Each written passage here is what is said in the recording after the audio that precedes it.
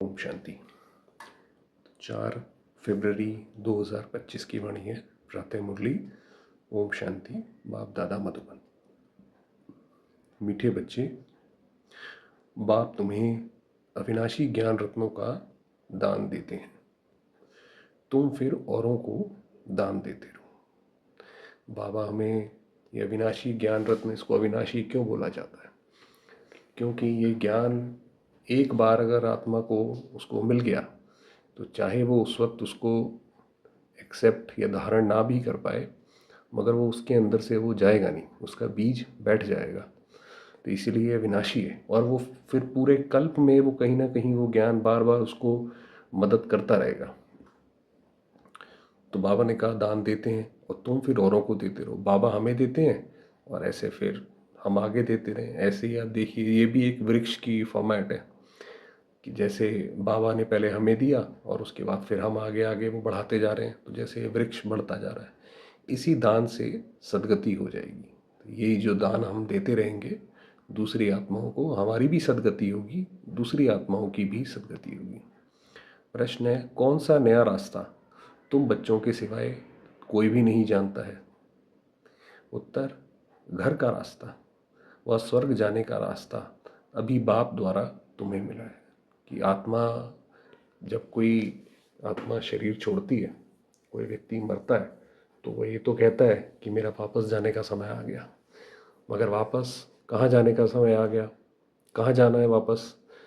शरीर से निकलने के बाद जब आत्मा निकलती है तो उसे पता ही नहीं होता मैंने वापस जाना है, या ऐसा कोई रास्ता भी है।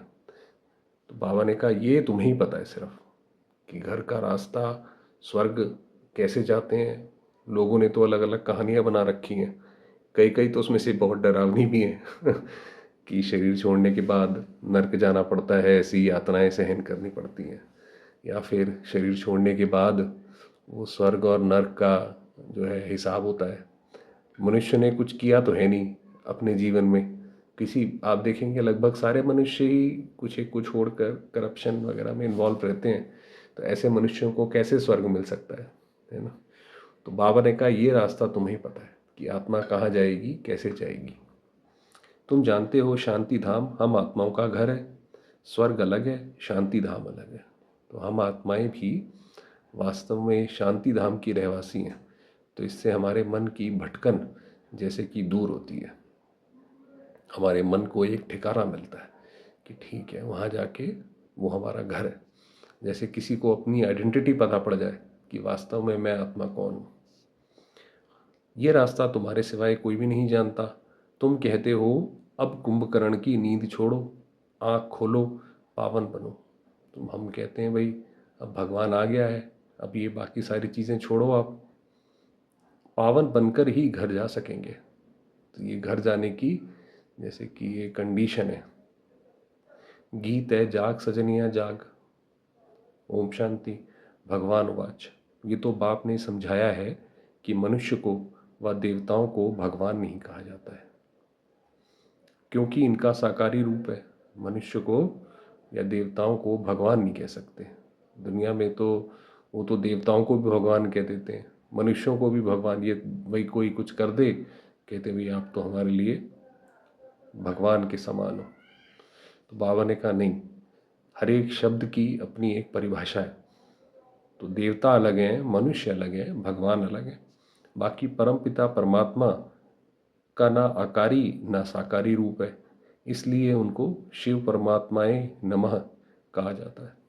कि शिव बाबा जो है, ये तो अब हमें इतनी गहरी चीज़ पता पड़ी कि भगवान का जो रूप है वो ना ही आकारी है और ना ही साकारी है। तो इसीलिए शायद ऐसा हुआ होगा द्वापर में, जब भगवत गीता, श्रीमद् भगवत गीता लिखी गई होगी, तो धीरे धीरे जब मनुष्यों को देह की तरफ, क्योंकि आत्मा की जब एनर्जी लूज होती है तो वो देह की तरफ आकर्षित होती है, तो इसीलिए शायद एक उसको रूप देने के लिए श्री कृष्ण का डाल दिया होगा।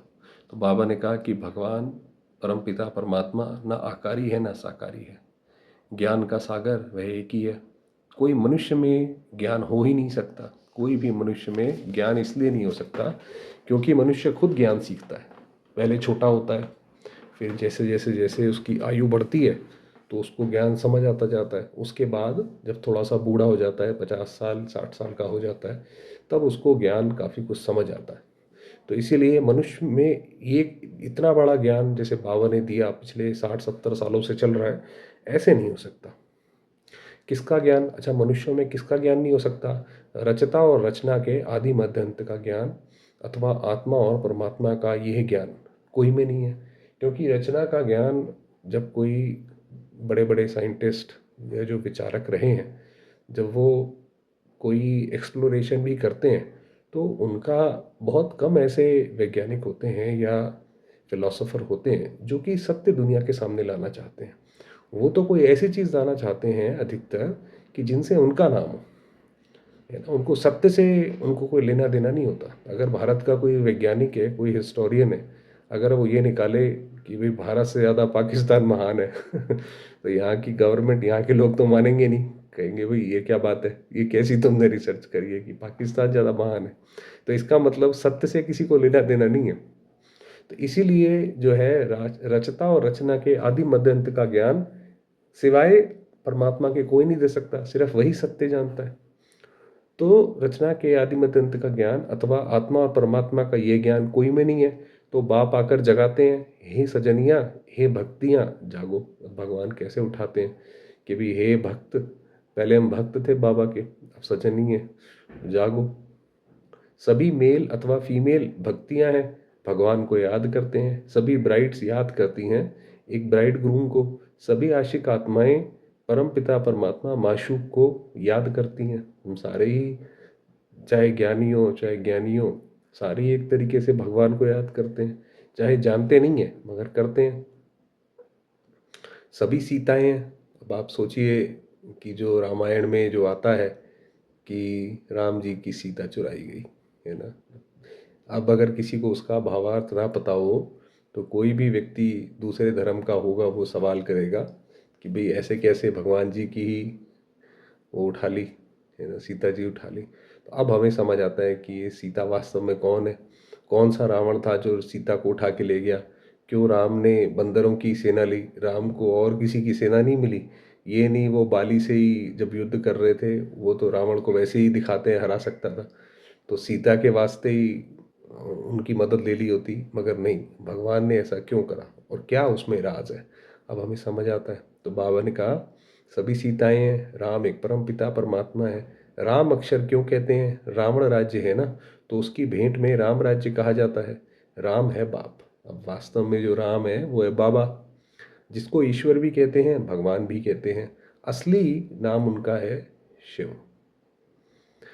तो अब कहते हैं जागो, अब नवयुग आता है, पुराना खत्म हो रहा है। अब वो कह रहे हैं भाई अब जागो भाई, अब ये जो खत्म हो रहा है, अब ये तो इसमें तुम क्या मन लगाते हो, ये तो जा रहा है। इस महाभारत लड़ाई के बाद सतयुग स्थापन होता है और इन लक्ष्मी नारायण का राज्य होगा। पुराना कलयुग खत्म हो रहा है, इसलिए बाप कहते हैं बच्चे कुंभकर्ण की नींद छोड़ो, अब आँख खोलो, नई दुनिया आती है। कैसे बाबा जैसे छोटे बच्चे होते हैं, जैसे माँ छोटे बच्चों को उठाती है, कहते भी चलो भाई सवेरे हो गई अब उठ जाओ, ऐसी बाबा भी हमें कहता है कि चलो भाई ये समय हो चला है, छोड़ो इस पुरानी दुनिया को, नई दुनिया में चलो, अब समय आया है। अच्छा ये है, नई दुनिया आती है, नई दुनिया को स्वर्ग सत्युग को कहा जाता है। ये है नया रास्ता, ये घर व स्वर्ग में जाने का रास्ता कोई भी नहीं जानते हैं। आप आज दुनिया में पूछो, आप देखें कोई बड़े से बड़ा साधु संत, कोई बहुत विद्वान कोई व्यक्ति हो, उससे आप पूछो कि भाई आपकी लाइफ का पर्पस क्या है, ऐसा लाइफ में आप क्या काम करो जिससे आपके मन में संपूर्ण शांति आए, या दूसरी भाषा में बोला जाए कि मोक्ष प्राप्त हो, है ना, कि आप अपने घर को जाओ। उनके तो अलग अलग, क्योंकि उनको तो डेफिनेशन पता नहीं है, तो इसीलिए वो तो अलग अलग हिसाब से बात करते हैं। तो ये हमें ही पता है सिर्फ कि स्वर्ग जाने का रास्ता कोई भी जानते नहीं है। स्वर्ग अलग है, शांति धाम जहाँ आत्माएं रहती हैं वे अलग है। आप देखेंगे बाबा भी, जैसे कोई बहुत आप विद्वान हो, बहुत ज़्यादा विद्वान हो, उसके पास हर एक शब्द का एक मतलब होता है। दो शब्द ऐसा नहीं है कि जैसे हम इंग्लिश में पढ़ते हैं सिनोनिम होते हैं, हर एक शब्द की अपनी एक परिभाषा है। तो देखिए बाबा ने भी कहा शांति धाम अलग है, है ना। स्वर्ग अलग है, शांति धाम जहाँ आत्माएं रहती हैं वह अलग है। अब बाप कहते हैं जागो, तुम रावण राज्य में पतित हो गए हो, तुम यहाँ पर आ गए हो और पतित हो गए हो। इस समय एक भी पवित्र आत्मा नहीं हो सकती है। ऐसा ही ऐसा समय आ गया है, एक भी पवित्र नहीं है। पुण्य आत्मा नहीं कहेंगे। भल मनुष्य दान पुण्य करते हैं, परंतु पवित्र आत्मा तो एक भी नहीं है। यहाँ कलयुग में है पतित आत्माएं, सतयुग में है पावन आत्माएं। इसलिए कहते हैं हे शिव बाबा, आकर हमको पावन आत्मा बनाओ। ये पवित्रता की बात है। इस समय बाप आकर तुम बच्चों को अविनाशी ज्ञान रत्नों का दान देते हैं। भगवान आकर क्या सिखाता है? हम तो पहले जब भक्ति करते थे, या दुनिया में आज जो मनुष्य है उसे तो यही नहीं पता कि भगवान से मांगना क्या है। वही जब मंदिर जाते हैं, किसी साधु सन्यासी के पास जाते हैं, तो उन्हें लगता है कि बस थोड़ा पैसा मांग लो, संबंधी ठीक हो जाए, अपनी सेहत अच्छी हो जाए। बाबा बताते हैं कि नहीं, ये पवित्रता मांगने की चीज़ है, पवित्रता धारण करो। तो इस समय बाप आकर तुम बच्चों को अविनाशी ज्ञान रत्नों का दान देते हैं। कहते हैं तुम भी औरों को दान देते रहो, तो 5 विकारों का ग्रहण छूट जाए। हम जब जितना दान करेंगे तो ये ग्रहण छूट जाएगा। 5 विकारों का दान दो तो दुख का ग्रहण छूट जाएगा।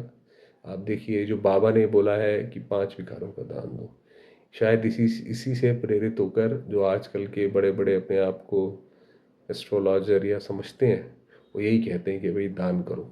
ये तो नहीं कह पाते कि 5 विकारों का दान करो, इसीलिए वो कहते हैं भाई आटा चावल इसको खिला दो, उसको दे दो। कहते तो वो भी दान ही है वैसे। तो बाबा कहते हैं 5 विकारों का दान दो तो दुख का ग्रहण छूट जाएगा। भाई आप पुण्य काम करोगे तो अगर पुराने जो काम हमारे जैसे भी हैं वो धीरे धीरे खत्म होते जाएंगे, वो खाता पूरा होता जाएगा। पवित्र बन सुख धाम में चले जाएंगे, फिर हम पवित्र बन जाएंगे, बिल्कुल सारे विकार धुल जाएंगे। आत्मा बिल्कुल कंचन, शरीर भी कंचन काया हो जाएगा। 5 विकारों में नंबर 1 है काम, उसको छोड़ पवित्र बनो। बाबा ने कहा कि सबसे बड़ा है काम। खुद भी कहते हैं हे पतित पावन, हमको पावन बनाने आओ। पतित विकारी को कहा जाता है। ये दुख, ये सुख और दुख का खेल भारत के लिए ही है। देखिए बाबा मुरली भी जब सुनाते हैं तो कितना सीक्वेंस भी एकदम परफेक्ट है कि ये सुख, सबसे पहले आत्मा आती है, उसे सुख मिलता है। और दुख का खेल भारत के लिए ही है कि पहले भारत ही, अभी वो एक वीडियो बनाएंगे, अभी एक बहुत बड़ा हिस्टोरियन रहा है वेस्टर्न सिविलाइजेशन का, वेस्टर्न का, तो उसने इंडिया के बारे में बहुत लिखा है कि भारत कैसा था।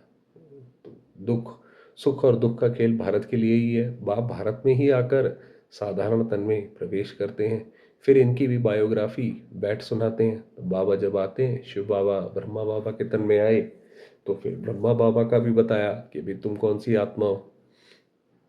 ये है सब ब्राह्मण ब्राह्मणियाँ, प्रजापिता ब्रह्मा की औलाद।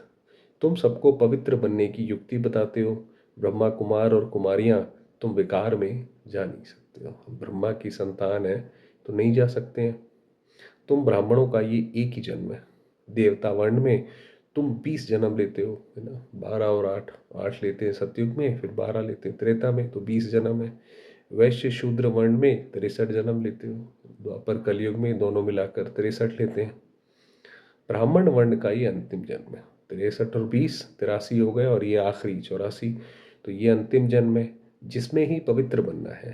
बाप कहते हैं पवित्र बनो। बाप की याद अथवा योग बल से विकर्म भस्म हो गया। ये एक जन्म पवित्र बनना है। सतयुग में तो कोई पतित होता नहीं। सतयुग में आप सोचिए कैसे उस वक्त राजकाज होता है कि श्री नारायण जो है वो वहाँ के महाराजा होंगे, है ना, रूलर होंगे। और वहाँ पे प्रजा भी वैसी ही होगी। ये नहीं है कि प्रजा में कोई भी आ सकता है, ऐसा नहीं है।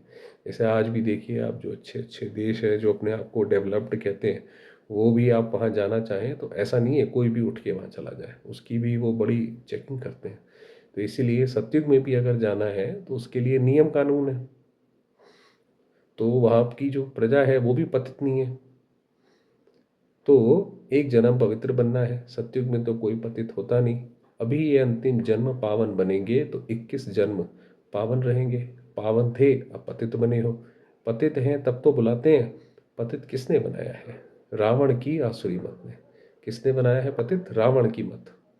सिवाय मेरे तुम बच्चों को रावण राज्य से, दुख से कोई भी लिबरेट कर नहीं सकते। ये तो एक समझो आप ऐसा एक दलदल है रावण का, ये माया का, पांच विकारों का, कि इसमें तो जो भी कोई आए वो खुद ही फंस जाता है। सिर्फ एक शिव बाबा है जो उनसे अलग रहता है, जो हमें निकाल सकता है। बाकी तो इसमें जो आया खुद ही फंसता चला गया। तो सभी काम चितावर बैठ भस्मों पड़े हैं। अब बड़े से बड़े किसी की बुक्स या उनके विचार सुनेंगे, बहुत अच्छा सुनाएंगे वो, मगर थोड़े समय के बाद जब बात करते जाएंगे तो आपको पता पड़ेगा भाई काम विकार से तो ये भी ग्रसित है। तो बाबा ने कहा कि सभी काम विकार काम चिता पर बैठ भस्मों पड़े हैं, मुझे आकर ज्ञान चिता पर बिठाना पड़ता है, ज्ञान जल डालना पड़ता है। जो बाबा का ज्ञान है ये एक तरीके से अमृत जल की तरह है ना। कोई आत्माएं जल रही हो, उनके ऊपर बड़ी परेशान हो, उनको ये ज्ञान सुनाते हो आप, तो जैसे उनको बड़े मन में शांति आती है। सबकी सदगति करनी पड़े, जो अच्छी रीति पढ़ाई पढ़ते हैं उनकी ही सदगति होती है, बाकी सब चले जाते हैं शांति धाम में। सतयुग में सिर्फ देवी देवताएं हैं, उनको ही सदगति मिली हुई है, बाकी सबको गति अथवा मुक्ति मिलती है। 5000 वर्ष पहले इन देवी देवताओं का राज्य था। लाखों वर्ष की बात है नहीं, दुनिया में तो कहते हैं भाई वो लाखों वर्ष अभी बहुत पुरानी बात है। नहीं, अब बाप कहते हैं मीठे मीठे बच्चों, मुझ बाप को याद करो। मन मना भाव अक्षर तो प्रसिद्ध है, ये श्रीमद् भगवद गीता से ही अक्षर लिया हुआ है। भगवान उवाच, कोई भी देहधारी को भगवान नहीं कहा जाता। आत्माएं तो एक शरीर छोड़ दूसरा लेती हैं, कभी स्त्री कभी पुरुष बनती है भैया। जैसा उसका शरीर मिलता है उसी हिसाब से आत्मा बिहेव करने लग जाती है। तो कभी शरीर भाई का, कभी बहन का। तो भगवान कभी भी जन्म मरण के खेल में नहीं आता है, ये ड्रामा अनुसार नूंद है। एक जन्म ना मिले दूसरे से, फिर तुम्हारा ये जन्म रिपीट होगा, तो यही एक्ट यही फीचर्स फिर लेंगे। ये देखिए, ये बहुत रिमार्केबल बात है कि एक ही सर्कल चलता रहता है। अभी इसके ऊपर भी छोटा सा रिसर्च अभी चल रहा है कि कैसे एक ही रियलिटी होती है, तो करेंगे उसकी भी।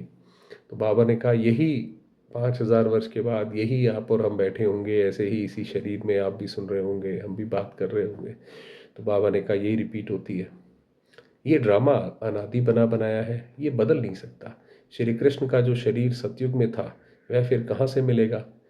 वह आत्मा तो अभी यहाँ है, तुम अभी जानते हो हम सो बनेंगे। ये लक्ष्मी नारायण के फीचर्स एक्यूरेट नहीं है, बनेंगे फिर भी वही जो जो भी मंदिरों में या हम भी बनाते हैं, वो बिल्कुल एक्यूरेट आप नहीं बना सकते, है ना। क्योंकि उसके लिए तो वैसे कलर कॉम्बिनेशन सब चाहिए। तो उस हिसाब से, और किसी ने देखा हुआ भी हो लक्ष्मी नारायण को तो वो बना सके। उनकी तो सुंदरता ही ऐसी है, श्री कृष्ण का तो नाम ही ऐसा है मोहक, उसको बोला जाता है बड़ी कोई मोहिनी हो। तो इसीलिए उनको एग्जैक्टली आप नहीं बना सकते वैसा। मगर जो श्री लक्ष्मी नारायण होंगे, जो पिछले ड्रामा में बने होंगे वही दोबारा से बनेंगे, उनके फीचर्स वैसे ही होंगे।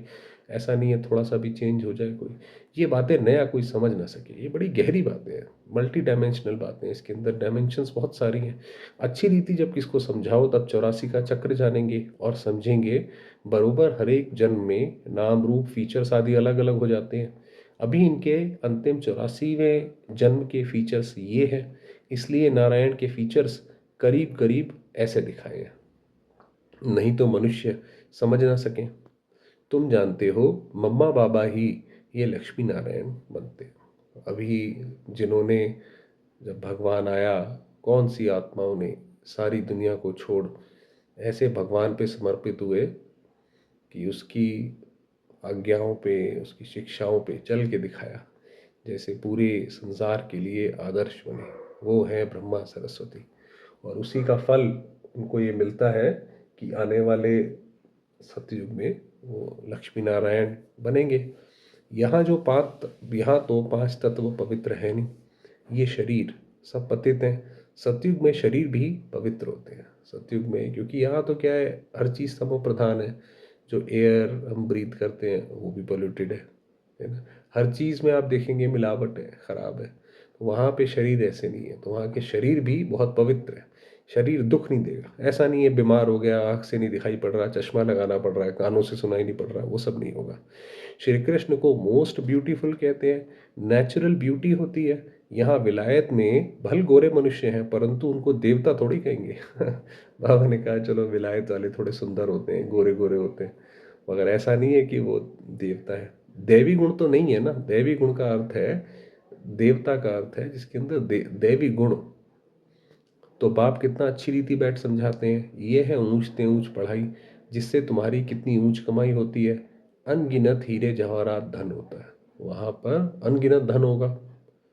वहां तो हीरे जवाहरातों के महल थे, अभी वह सब गुम हो गया है। तो क्यों, कोई भी देश जो है वो तरक्की कब करता है, आप देखेंगे कोई भी देश, उससे पहले ये जानना ज़रूरी है तबाह कब होता है। कोई भी देश को आपने तबाह करना है, उसका एजुकेशन सिस्टम, उसका मोरल वैल्यूज़ एकदम गिरा दो। आप ये देखेंगे जो कंट्रीज़ है, वेनेजुएला जैसी कंट्रीज़ है, सीरिया जैसी, जिनके अंदर सिविल वॉर ही चल रहा है। क्यों चल रहा है?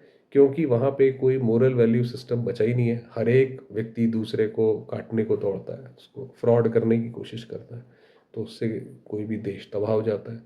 ऑन द कॉन्ट्रेरी, अगर मान लीजिए कोई ऐसा देश है जहाँ पे सारे ही लॉयल हैं, सारे ही मोरल हैं, सारे ही नारायण हैं, तो ऐसे देश तो इतनी ज़्यादा तरक्की करेगा, वहाँ पे ना कोई क्राइम हो सकता है ना कुछ हो सकता है। तो सतयुग में, इसीलिए सतयुग में हीरे जवाहरात हैं इतने सारे हैं, अपरंपार कमाई है ना।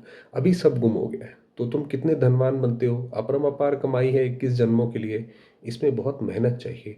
देही अभिमानी बनना है, हम आत्मा है, ये पुराना शरीर छोड़ अब वापस घर जाना है। बाबा ने कहा भाई वापस अब घर जाना है, बाप अभी लेने के लिए आए हैं। हम आत्मा ने 84 जन्म अब पूरे किए, अब फिर पावन बनना है, बाप को याद करना है, नहीं तो कयामत का समय है। अब ये भगवान जो है पूरी बात बताते हैं भाई, क्योंकि भगवान त्रिकालदर्शी भी है, गुरु भी है, सतगुरु भी है, त्रिकालदर्शी भी है।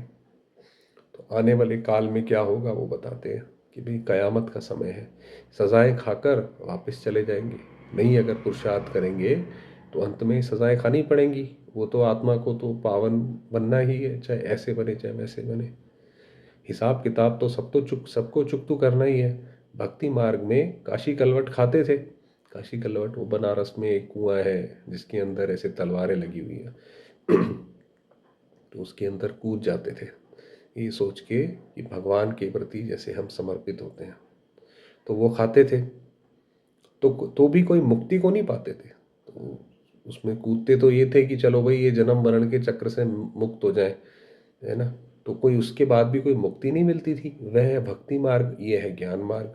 इसमें जीव घात करने की दरकार नहीं रहती। अब बाबा जब आया है तो पूरा ज्ञान समझाते हैं कि भाई ये जीव घात करने से थोड़ी कोई मुक्ति मिलती है कि भी जीव घात कर लिया और मुक्त हो गए। अरे भाई, किसी ने सुइसाइड करा भी, वो दूसरे घर में वैसे ही जाके घर में जन्म लेगा जैसे उसके संस्कार होंगे, क्योंकि वो दुख में आखिरी में शरीर छोड़ा है, तो उसको दूसरा घर भी वैसे ही मिलेगा जहाँ माँ बाप भी ऐसे ही शराब वाले होंगे, लड़ाई झगड़े वाले होंगे। क्या पता गाजा गाजा में ही जन्म हो जाए जहाँ पे इतना दुख है, वहाँ पे दुख होगा, फिर दोबारा से वो शुरू करेगा।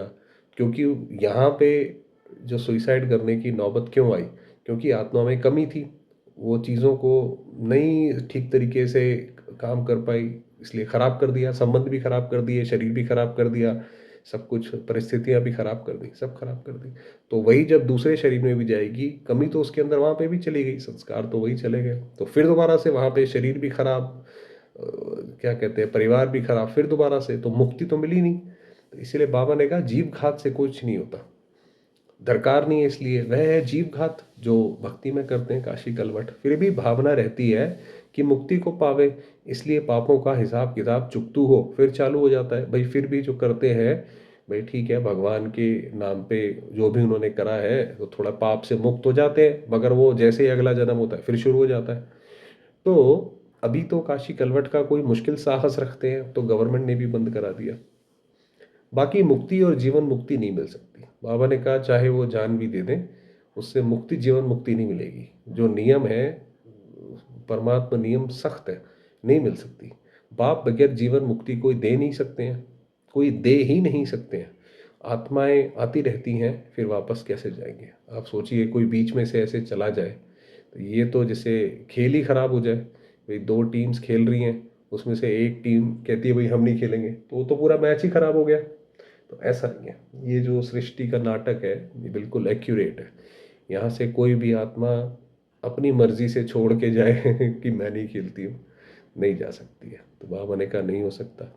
बाप ही आकर, बाप बगैर जीवन मुक्ति कोई दे ही नहीं सकते हैं, आत्माएं आती रहती हैं, फिर वापस कैसे जाएंगे?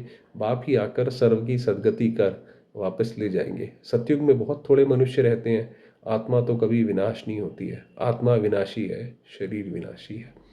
सतयुग में आयु बड़ी होती है, दुख की बात नहीं है। एक शरीर छोड़ दूसरा ले लेते हैं। जैसे सर्प का मिसाल है, उसको मरना नहीं कहा जाता। सतयुग में जब श्री नारायण भी आखिरकार तो शरीर छोड़ेंगे, 150 साल की भी एज है, उसके बाद तो शरीर छोड़ेंगे ना। तो ऐसा नहीं होगा कि भाई नारायण जी ने शरीर छोड़ा और पूरे राज्य में शोक की लहर फैल गई।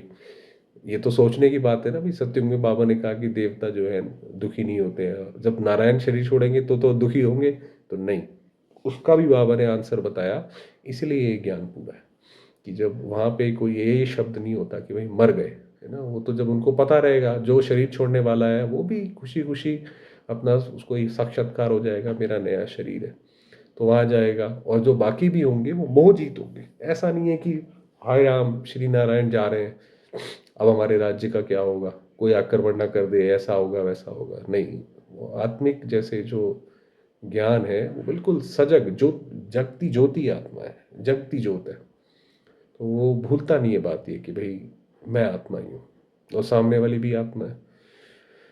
तो ऐसी सोचो, प्रजा भी तो ऐसी होगी ना। प्रजा भी ऐसी होगी कि उसके घर में भी कोई जाएगा तो उनको दुख नहीं होगा। अगर प्रजा में भी दुख हो तो फिर तो बाकी वो दुख दुख की लहर तो फैलेगी ना। तो इसलिए प्रजा भी वहां की वैसी है। तो बाबा ने कहा कि उसको मरना नहीं कहा जाता, दुख की बात नहीं, समझते हैं अब टाइम पूरा हुआ है, इस शरीर को छोड़ दूसरा लेंगे। वही बात करी अभी। तुम बच्चों को इस शरीर से डिटैच होने का अभ्यास यहाँ ही डालना है। इसीलिए सत्युग में जाने के लिए वहाँ की एलिजिबिलिटी है। सत्युग में जाने के लिए हमें भी वैसे चीज, वैसा पक्का होना पड़ेगा, वो संस्कार हमारे अंदर होने चाहिए। ऐसा नहीं जी ऊपर से नहीं रोएंगे अंदर से दुखी हो लेंगे, ये हिसाब नहीं चलेगा। सत्युग में ये झूठ नहीं है कि ऊपर कुछ और अंदर कुछ और। एक ही है, जो है जैसा है सामने है, और वो सत्य है। तो ये अभ्यास हमें यहीं डालना है। हम आत्मा है, हम, अब हमको घर जाना है, फिर नई दुनिया में आएंगे, नई खाल लेंगे, ये अभ्यास डालो। तो हम भी जब ये शरीर छोड़े, ऐसे नहीं हाय तौबा करके शरीर छोड़ रहे हैं। बाबा ने कहा यहीं पे वो अभ्यास करना है।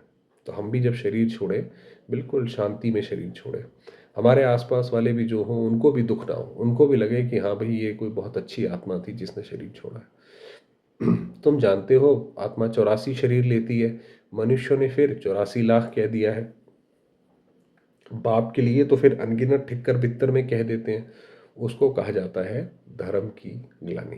तो बाबा ने कहा जितनी मर्जी कोशिश करें, मगर वो करते ही ग्लानि है। जैसे मान लीजिए आइंस्टाइन था, बहुत बड़ा वैज्ञानिक था, अब उसका बच्चा हो, मगर उसे यही ना पता हो कि मेरे पिताजी ने क्या साइंस के विचार रखे, तो वो जितना मर्जी अब उसको प्रमोट करने की कोशिश करे, मगर उसे पता ही नहीं होगा, तो वो इवेंचुअली गलत राह पे निकल जाएगा और ही नाम ही बदनाम करवा के आएगा हर जगह। तो उसी तरीके से हम बाबा के बच्चे, जब द्वापर में जब हमने बाबा को याद करना शुरू करा, तो कुछ ना कुछ अपनी बुद्धि से बनाते चले गए और कुछ का कुछ बना दिया। तो जैसे चाइनीज विस्पर की जो गेम होती है उसमें, तो इसको कहा जाता है धर्म की ग्लानि। मनुष्य स्वच्छ बुद्धि से बिल्कुल तुच्छ बन जाते हैं। अब बाप तुमको स्वच्छ बुद्धि बनाते हैं, स्वच्छ बनते हो याद से। बाप कहते हैं अब नवयुग आता है, उसकी निशानी ये महाभारत लड़ाई है। महाभारत लड़ाई जो ये देश आपस में बढ़ते जा रहे हैं, बढ़ते जा रहे हैं, और आखिरकार एक ऐसी जगह आके खड़े हो जाएंगे कि जहाँ पे लड़ाई के अलावा कोई चारा ही नहीं रह जाएगा। जो भी अमेरिका, जो ये एआई को लेकर, आर्टिफिशियल इंटेलिजेंस को लेकर वो ऐसे ऐसे कदम उठा रहा है कि बाकी देशों को वो चाहता ही नहीं है कि वो एक्सेसिबल हो। तो उसका नतीजा यही होगा कि फिर चाइना अपना रिटेलिएट करेगा, चाहे वो हो सकता है तिब्बत, सॉरी ताइवान पे अटैक करेगा। तो यही वही मूसलों वाली लड़ाई है, इसमें अनेक धर्म विनाश, एक धर्म की स्थापना हुई थी। तो जरूर भगवान होगा ना। श्री कृष्ण यहाँ कैसे आ सके? ज्ञान का सागर निराकार या श्री कृष्ण? श्री कृष्ण को ये ज्ञान ही नहीं होगा, ये ज्ञान ही गुम हो जाता है। तुम्हारे भी फिर भक्ति मार्ग में चित्र बनेंगे, तुम पूज्य ही पुजारी बनते हो, कला कम हो जाती है। आयु भी कम हो जाती है क्योंकि भोगी बन जाते हो। वहाँ पर 150 वर्ष है। अभी देखिए यहाँ पे आज तो कोई पता ही नहीं रह गया, 21-22 साल के बेचारे बच्चे, उनको भी हार्ट अटैक आ जाता है। तो जैसे कोई ह्यूमन लाइफ की कोई वैल्यू नहीं रह गई है, ऐसी जानवरों की तरह कहीं पे भी शरीर छोड़ देते हैं, कहीं सड़क पे हो गया, कुछ हो गया। वहाँ है योगी। ऐसे नहीं कि किसकी याद में योग लगाते हो, वहाँ है ही पवित्र, माना वहाँ के जो मनुष्य है, देवता है, वो योगी कहलाते हैं। ऐसा भी नहीं कि वो योग लगाते हैं। तो बाबा ने कहा नहीं, वहाँ है ही पवित्र। श्री कृष्ण को भी योगेश्वर कहते हैं। इस समय श्री कृष्ण की आत्मा बाप के साथ योग लगा रही है। श्री कृष्ण की आत्मा इस समय योगेश्वर है। सतयुग में योगेश्वर नहीं कहेंगे, वहाँ तो प्रिंस बनती है। अब देखिए कितनी बारीकी से बाबा ने बताया कि कैसे श्री कृष्ण की आत्मा को योगेश्वर कहा जाए। तो अभी कह सकते हैं, बाद में नहीं कह सकते हैं। अभी योग लगा रही है, बाद में नहीं लगाएगी, वहाँ तो प्रिंस बन जाती है। तो तुम्हारी पिछाड़ी में ऐसी अवस्था रहनी चाहिए जो सिवाय बाप के और कोई की शरीर की याद ना रहे, कोई भी और शरीर याद ना आए। शरीर से और पुरानी दुनिया से ममत्व मिट जाए। सन्यासी रहते तो पुरानी दुनिया में है, परंतु घर बार से ममत्व मिटा देते हैं। ब्रह्म को ईश्वर समझ उनसे योग लगाते हैं। अब बाबा उनका बता रहे हैं। अपने को ब्रह्म ज्ञानी तत्वज्ञानी कहते हैं, समझते हैं हम ब्रह्म में लीन हो जाएंगे। उनका अपना जो है विचारधारा है। बाप कहते हैं ये सब रहोंगे। देखिए कौन ऐसे कोई कह सकता है दुनिया में कि भाई ये सब जो है ये गलत है ना। सत्य सत्यम शिवम सुंदरम, कि एक जो शिव ने बोला वही सत्य है। बाकी सब कुछ भी बोले, कैसा भी बोले, वो सब रॉन्ग है। राइट तो मैं हूँ। कौन इतनी अथॉरिटी से दुनिया में कह सकता है कि राइट तो मैं हूँ। मुझे ही ट्रुथ कहा जाता है। तो गॉड इज ट्रुथ कहते हैं, इसलिए ये भगवान सत्य है। तो बाप समझाते हैं याद की यात्रा बड़ी पक्की चाहिए। ज्ञान तो बड़ा सहज है, देह अभिमानी बनने में ही मेहनत है। बाप कहते हैं किसकी भी देह याद ना आए, ये है भूतों की याद, भूत पूजा। किसी की देह याद आती है तो समझो हम भूत पूजा कर रहे हैं। मैं तो अशरीरी हूँ, तुमको याद करना है मुझे।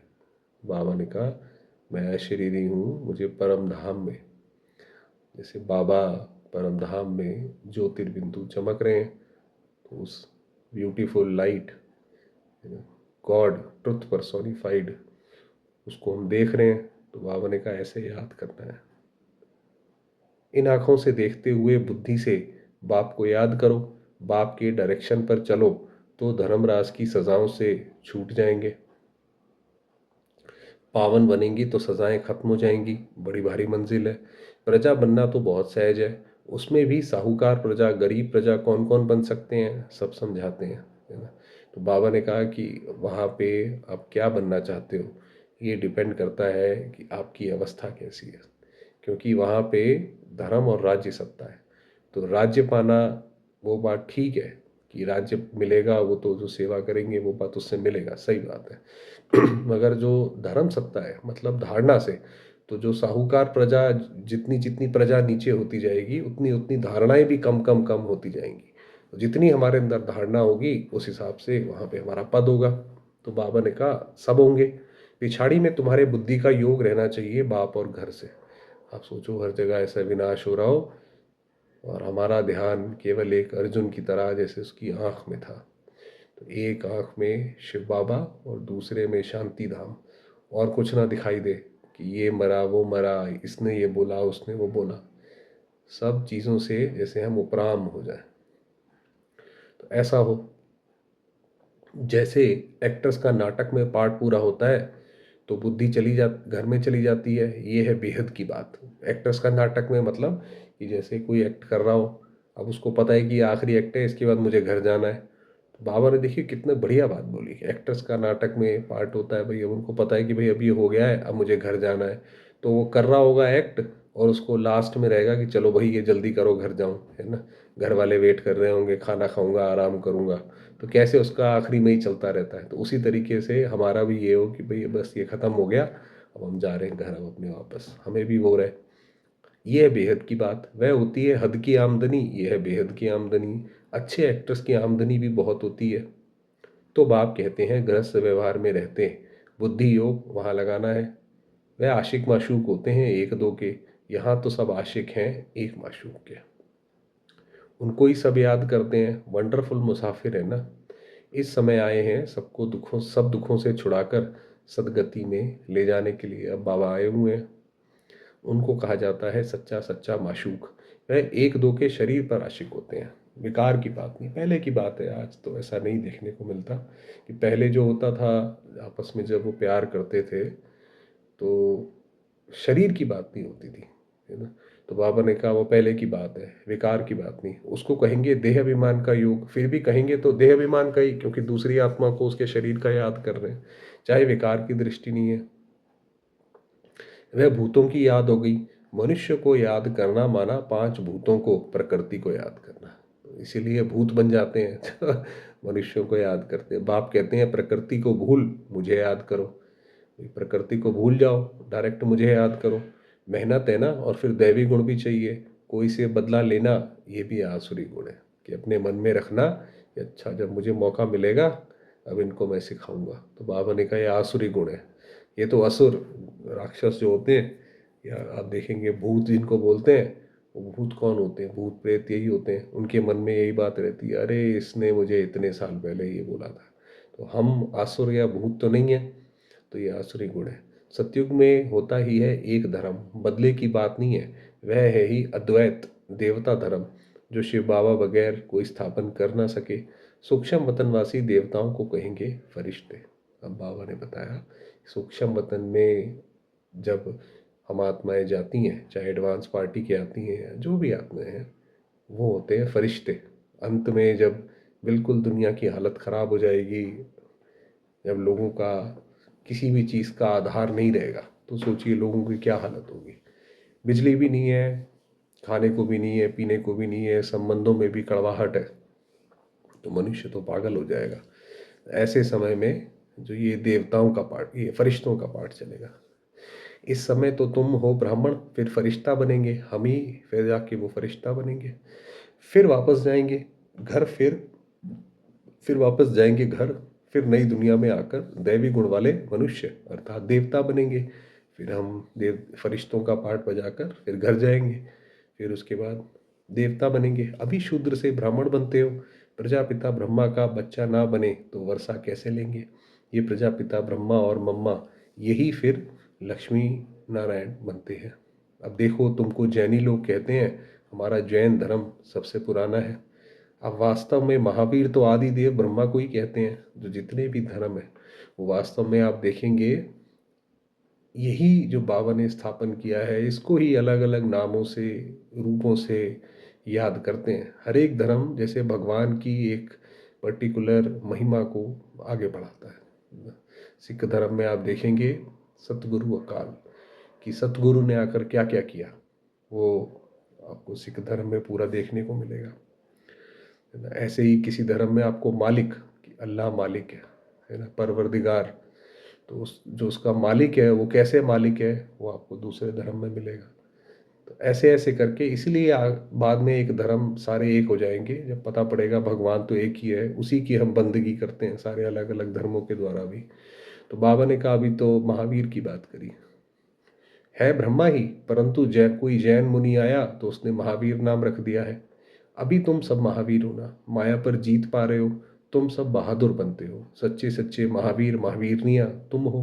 तुम्हारा नाम है शिव शक्ति, शेर पर सवारी है और महारथियों की हाथी पर। तो ये हमारा ही प्रतीक है कि दुनिया में जब ऐसी हालत होगी तब उनको कौन रास्ता दिखाने वाला होगा, कौन मदद करने वाला होगा, कौन ऐसी सेवाएं करेगा, तो वो हम रहेंगे। फिर भी बाप कहते हैं बड़ी भारी मंजिल है, एक बाप को याद करना है तो विक्रम विनाश हो, और कोई रास्ता नहीं है। योग बल से तुम विश्व पर राज्य पाते हो। आत्मा कहती है अब मुझे घर जाना है, ये पुरानी दुनिया है, ये है बेहद का संन्यास। तो संन्यास भी सबसे बड़ा भगवान आकर सिखाते हैं। वो तो सिर्फ घर बार का संन्यास करते हैं, हम तो कितना बड़ा संन्यास करते हैं, बेहद का। कोई पूरी दुनिया से ही लगाव नहीं रहता। गृहस्थ व्यवहार में रहते पवित्र बनना है, और चक्र को समझने से चक्रवर्ती राजा बन जाएंगे। तो अच्छा, मीठे मीठे सिकिलदे बच्चों प्रति माता पिता बाप दादा का याद प्यार और गुड मॉर्निंग। रूहानी बाप की रूहानी बच्चों को नमस्ते। हम रूहानी बच्चों की रूहानी बाबा को याद प्यार, गुड मॉर्निंग और नमस्ते। धारणा के लिए मुख्य सार: धर्मराज की सजाओं से बचने के लिए किसी की भी देह को याद नहीं करना है। इन आंखों से सब कुछ देखते हुए एक बाप को याद करना है। अशरीरी बनने का अभ्यास करना है, पावन बनना है। मुक्ति और जीवन मुक्ति का रास्ता सबको बताना है, आप बताते चलो। अब नाटक पूरा हुआ, घर जाना है। इस स्मृति से बेहद की आमदनी जमा करनी है। बाबा ने कहा ये जैसे आपका जमा का खाता बढ़ता जाएगा, चलो भाई इस दुनिया से चले हम। वरदान दिया, 1 सेकंड की बाजी से सारे कल्प की तकदीर बनाने वाले श्रेष्ठ तकदीरवान भव। 1 सेकंड आप अपना काम कर लो उस वक्त, उससे आपकी तकदीर बन जाएगी। कोई कोई लकी होता है भाई, जरा सा भी कुछ करता है, कहते हैं भाई देखो तुम्हारी तो लॉटरी लग गई। तो बाबा वो लॉटरी बता रहे हैं क्या है। इस संगम के समय को वरदान मिला है, जो चाहे जैसा चाहे जितना चाहे उतना भाग्य बना सकते हैं। देखिए बाबा ने ऊपर कहा था कि बाबा ट्रुथ है, तो बाबा ने कहा कि जो आप बनना चाहो, जैसा आप बनाना चाहो अपना भाग्य, कि भाई मैं सतयुग में आना चाहता हूँ, 108 में आना चाहता हूँ, त्रेता में आना चाहता हूँ, जैसे भी आप आना चाहते हो, सिर्फ शांति पाना चाहते हो, वो भी मिल जाएगी। तो बाबा ने कहा आपके हाथ में है, क्योंकि भाग्य विधाता बाप ने तकदीर बनाने की चाबी बच्चों के हाथ में दी है। भाई ये रही चाबी, आप अपने आप कर लो जो करना है। जैसे कोई अपने बहुत लाडले बच्चे होते हैं तो माँ बाप उनसे कहते हैं भाई ये तिजोरी की चाबी है, जो आपको चाहिए निकाल लो, पैसा चाहिए जो भी चाहिए निकाल ले जाओ। लास्ट वाला भी फास्ट जाकर फर्स्ट आ सकता है। बाबा ने देखिए कहा कोई भी आया है, लास्ट समय आया है, कोई बात नहीं, भगवान के घर में कोई, वो दुनिया में तो कहते हैं देर है मगर अंधेर नहीं है, तो यहाँ हमें पता पड़ा देर किस बात की है भाई। भगवान को किसी चीज़ की कमी है जो उसको देर है, क्या उसकी मोटर गाड़ी में तेल नहीं है कि उसके पास देर है? कोई ऐसी बात नहीं है। तो बाबा ने कहा कि लास्ट वाला भी फास्ट जाकर फर्स्ट आ सकता है। कोई बच्चा है बाबा का, कल ही चला है ज्ञान में, वो भी आगे जा सकता है, सबसे आगे जा सकता है, क्यों नहीं जा सकता है। सिर्फ सेवाओं के विस्तार में स्वयं की स्थिति सेकंड में साहस स्वरूप बनाने का अभ्यास करो। कोई भी काम कर रहे हो, उस वक्त आपको जैसे ही ऑर्डर मिले कि भाई अपने आप को आत्मा समझ के बाबा के उसमें टिका दो, टिक जाओ उस अवस्था में 1 सेकंड में। फिर बुद्धि इधर उधर ना जाए, मुझे वो करना है, मुझे ये करना है। तो ऐसे करके 1 सेकंड में टिका दो। अभी अभी डायरेक्शन मिले, 1 सेकंड में मास्टर भी हो जाओ। वही बताया, कोई भी कितना भी काम कर रहे हो, बहुत इंपॉर्टेंट काम कर रहे हो, उस वक्त जैसे ही ऑर्डर मिले कि बस टिक जाओ जी, टिका दो अपने आप को परम धाम में, साइलेंस, बस। तो ऐसे करना है तो टाइम ना लगे, है ना। उसमें ये नहीं कि मन में उधेड़बुन चल रही है कि अरे भाई इतना तो कर ले, उतना तो कर ले, ये तो बहुत इंपॉर्टेंट है, नहीं। प्रैक्टिस होनी चाहिए इस चीज़ की। इस 1 सेकंड की बाजी से सारे कल्प की तकदीर बना सकते हो। ये प्रैक्टिस होगी, अंत में आत्मा शरीर कभी भी छूटेगा, एकदम से हम टिक जाएंगे उसमें। तो ऐसे है, स्लोगन है डबल सेवा द्वारा पावरफुल वायुमंडल बनाओ, तो प्रकृति दासी बन जाएगी। भाई मन से भी सेवा करो, तन से और वाणी से भी सेवा करो, तो डबल सेवा करो तो प्रकृति दासी बन जाएगी। अव्यक्त इशारे, एकांत प्रिय बनो और एकाग्रता को अपनाओ। अनेक वृक्ष की डालियां अब एक ही चंदन का वृक्ष हो गया। अनेक वृक्ष होगी, बहुत गहरी बात है ये तो बाबा ने बोली है जो, इसको तो कोई चैट जीपीटी भी डिकोड नहीं कर सकता। ये इडियोमैटिक बात बोल दी बाबा ने, एग्जाम्पल दिया। अनेक वृक्षों की डालियां, बाबा ने कैसे अपने अलग अलग बच्चे, कहीं कोई कहीं से, कोई कहीं से, कोई किस धर्म का, कोई छोटा कोई बड़ा सब उठाया और सबको एक वृक्ष में जोड़ दिया कि भाई अब तुम सारे ही देवी देवता घराने के हो, तो एक चंदन का वृक्ष हो गया। लोग कहते हैं 2-4 माताएं भी एक साथ इकट्ठी नहीं रह सकती दुनिया में, कहते हैं भाई कहाँ रह सकते हैं लोग, वो लड़ने लग जाते हैं। और आप अभी माताएं सारे विश्व में एकता स्थापन करने के निमित्त हैं। आप देखिए मधुबन में जाइए, 20-20, 25-25 हज़ार भाई कैसे खाना खा जाते हैं, पता ही नहीं पड़ता वो कब भोजन शुरू हुआ कब खत्म हुआ। कोई बीमार है, कोई गरीब है, कोई अमीर है, सब खा जाते हैं, पूरा हो जाता है ना। ये कमाल की बात है भाई, ये तो रिमार्केबल बात है। तो बाबा ने कहा देखो एकता आपने स्थापन कर दी कि चाहे देश हो विदेश हो सब हो जाता है। माताओं ने ही भिन्नता में एकता लाई है। देश भिन्न है, भाषा भिन्न भिन्न है, कल्चर भिन्न भिन्न है, लेकिन आप लोगों ने भिन्नता को एकता में लाया है। तो ये हमारा प्रैक्टिकल, भगवान ने आकर क्या किया, ये प्रैक्टिकल एग्जाम्पल है। जहाँ पे एक घर में एक ही भाई बहन भी, वो भी हंसी खुशी नहीं रह सकते, और बाबा ने देखिए कितना बड़ा पूरा एक विश्व का एक परिवार खड़ा कर दिया कि इतने सारे भाई बहन कैसे आकर रहते हैं। ये तो एक देखने वाली चीज़ है, आखिर में दुनिया देखेंगे ऐसे कैसे होता है। ओम शांति।